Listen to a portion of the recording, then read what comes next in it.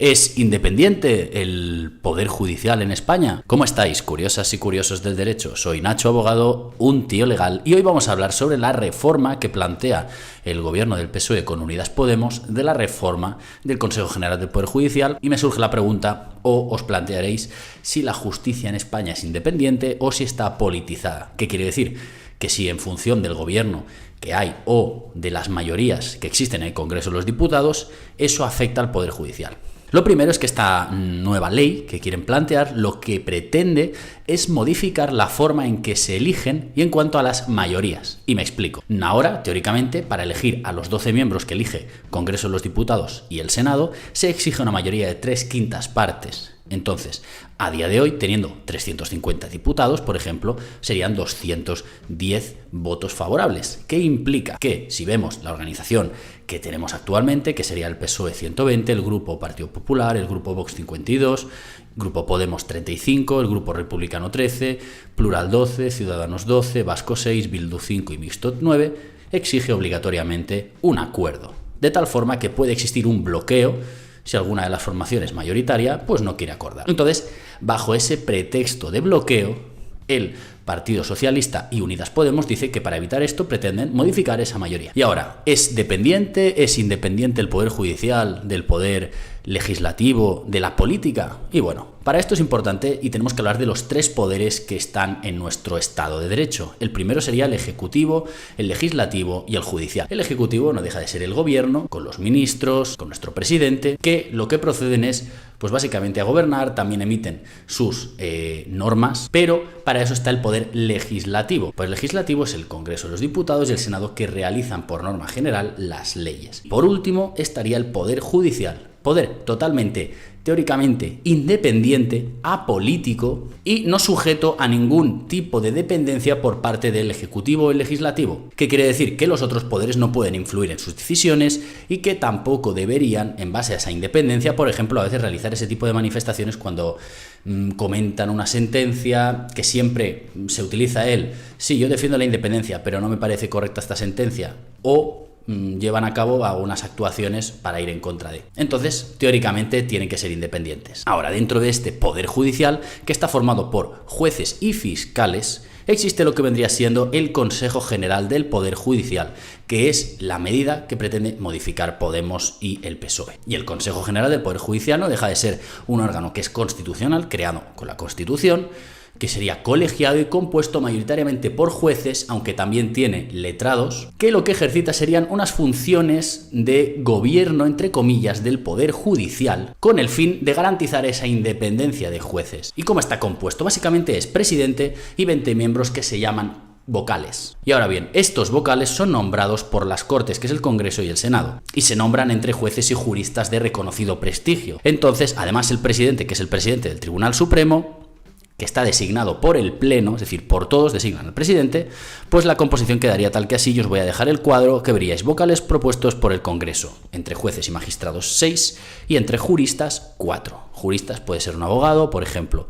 Vocales propuestos por el Senado, 6 y 4 juristas. En total, 10 y 10, que nos hacen el total de 20 vocales y luego el presidente. Ahora, la duración y el mandato son 5 años y se tiene que elegir, como os decía antes, por 3/5 partes. 3/5 partes para elegir estos 12 miembros. ¿Por qué estos 12 miembros? Porque son los jueces. Y ahora, ¿por qué es importante? Pues por las funciones que tiene el Consejo General del Poder Judicial, que entre otras es nombrar a 2 magistrados del Tribunal Constitucional, que ahora iremos a ello. También tienen funciones dentro de lo que sería la Fiscalía General del Estado. Cuando se nombra al Fiscal General del Estado se les escucha.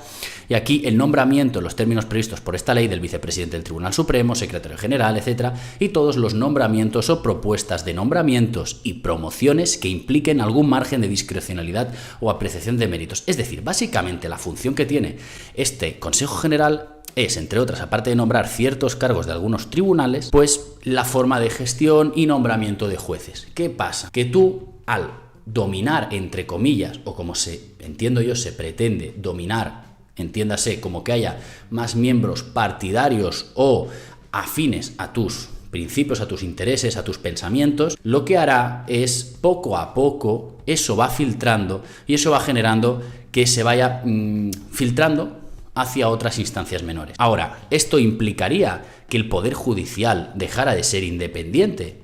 Bajo mi criterio, no. Por lo siguiente. El Poder Judicial es totalmente independiente, los jueces tienen la imposibilidad de estar afiliados a partidos políticos, pero ahora bien, nadie es tonto, todos tenemos un pensamiento político, una ideología, una afinidad, y esto se ve reflejado de una forma u otra. Por lo tanto, pese a que tú no puedas afiliarte a un partido político como los jueces, tienen sus asociaciones profesionales de jueces, de fiscales, que ya denotan si son de una tendencia o de otra, no se verá afectado, o al menos es mi opinión, en sus pronunciamientos judiciales. ¿Por qué? Porque considero que tienen la suficiente profesionalidad como para dejar al margen sus ideologías, sus tendencias políticas, que si bien esas tendencias políticas no dejan de ser opiniones personales, no dejan de ser una forma de pensar, una forma de hacer, pues que normalmente se puede corresponder con partidos de derechas, partidos de izquierdas, vale.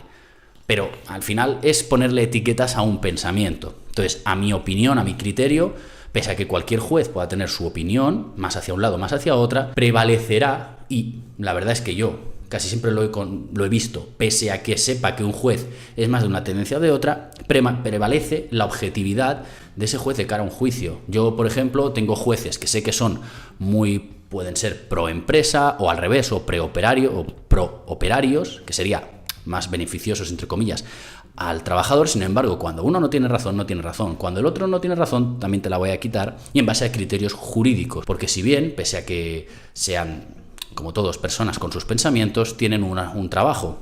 Y eso, al margen de su pensamiento político y al margen de que puedan ir contra sus, a lo mejor, pues concepciones o etcétera, pues realizan un trabajo. Entonces, por otro lado, creo que tampoco se está apuntando bien. ¿Por qué? Porque si bien el Consejo General del Poder Judicial tiene una función medio organizativa, al final es independiente totalmente. Luego, sí que hay otros órganos de España que podríamos entender politizados y que a lo mejor sería objeto de arreglo antes que el Consejo General del Poder Judicial. Y me diréis, ¿cuál? Pues uno de ellos es el Tribunal Constitucional, que si no es el órgano jurídico más politizado de España, no es ninguno. ¿Por qué? Porque dentro de sus 12 miembros, y lo veréis, 2 corresponden al nombramiento del Consejo General del Poder Judicial, que a su vez, si están nombrados por miembros del Congreso y del Senado, implica que también están politizados, porque esas personas las ponen ahí unos cargos. 4 miembros están nombrados también por el Congreso, 4 por el Senado, por lo tanto, en función de las mayorías que haya, serán más hacia una tendencia que hacia otra, y 2 por el Gobierno. Por lo tanto, estamos viendo que no hay órgano más politizado que el Tribunal Constitucional. En función de quién mande y las renovaciones, estaremos ante un órgano más tendente hacia una cierta ideología o hacia otra. Pero este caso no es aislado, sino también tenemos otras injerencias del poder ejecutivo o el legislativo dentro del poder judicial.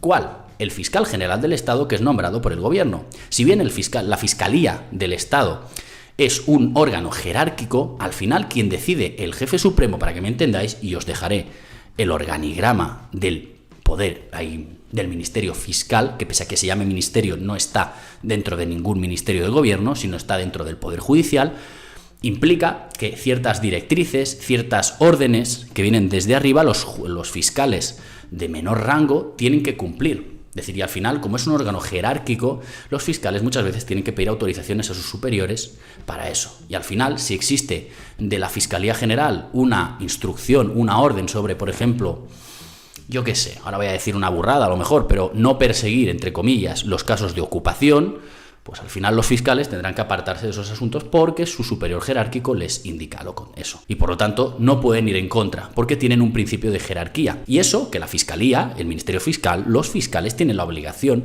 de defender la legalidad. Es decir, acusar cuando toca y cuando no toca, no acusar porque defienden, en principio, la ley. Entonces, ¿es independiente el Poder Judicial en España? Os lo dejo a vuestro criterio.